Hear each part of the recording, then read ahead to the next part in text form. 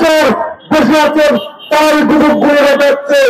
এই প্রেসিডেন্টের দূষণদের যদি প্রশাসন এবং উপদেষ্টা পরিষদে পর্যায় থেকে নাড়াচাড়া না দেওয়া যায় তাহলে বাংলাদেশ নিয়ে অদূর ভবিষ্যতে যেমন ষড়যন্ত্র হয়েছে সামনে ষড়যন্ত্র হলো।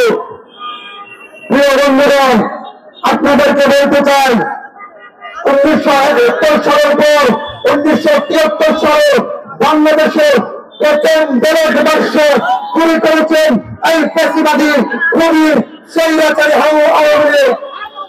1971 সালের পর বাংলাদেশে যতগুলো ভোট চুরি হয়েছে ততগুলো ভোট চুরি করেছেন এই ফ্যাসিবাদী আওয়ামী লীগ নেতৃত্বাধীন সরকার।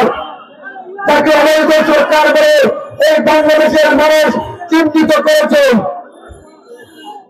বন্ধুগণ, আপনাদেরকে বলতে চাই বাংলাদেশের ছাত্রলীগ যুবলীগ যে পরিমাণ 17 বছরের দর্শন করেছে সেই দর্শনের লেলিহানচিত কলকাতায় নিরীহ সেই দাদাবাবুর দাদিরা ইতিমধ্যে আপনারা সোশ্যাল মিডিয়া দেখেছেন সিলেটের ছাত্রলীগ আওয়ামী লীগ কলকাতা পড়াতে গিয়ে তারা দুরন্ত অবস্থায় দাদাবাবুর দাবিতে দর্শন করেছে।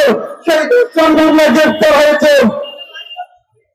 যেই দিন বাংলার মাটিতে বাবু কয়েকশোর উপর হামলা করা হয়েছিল তখন আপনার ছাত্রলীগ যুবলীগ আপনার দাদাবাবুর দাদাগিরি কোথায় ছিল? যেদিন বিশ্বজিতের উপর হামলা করা হয়েছিল আপনার দাদাগিরি কোথায় ছিল? সেই দিন চট্টগ্রামের বেসপাড়ের 8 জন শিশু আওয়ামী লীগের বেসপান খেতে গিয়ে মৃত্যুবরণ করেছিল পায়ের তলায় চাপা পড়ে, সেই দিন দাদাবাবুর দাদাগিরি কোথায় ছিল? পরিষ্কার ভাষায় দেখতে চাই। এই নরেন্দ্র মোদী তোমাকে 6 মাস সময় দিয়েছি, তুমি আর 6 মাস ভারতের মাটিতে শাসন করতে পারবে না।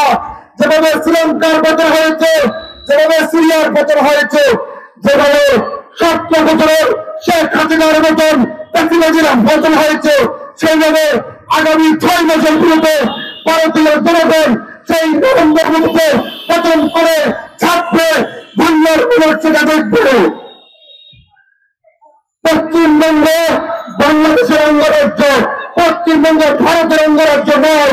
আর এই পশ্চিমবঙ্গের নেতা বিজেপির নেতা অহংকার দিচ্ছেন বাংলাদেশের সাথে আসবে এবং বাংলাদেশের প্রধানমন্ত্রী এই পশ্চিমবঙ্গকে শাসন করবো, আমরা করবো। রাতারাতি যারা করছেন বুঝে শুনে করুন। আপনার রাতারাতির ক্ষেত্রে আপনাকে দিতে হবে, আপনার রাতারাতির ক্ষেত্রে আপনার দিতে হবে। কথাবার্তা একদম ক্লিয়ার, চোখ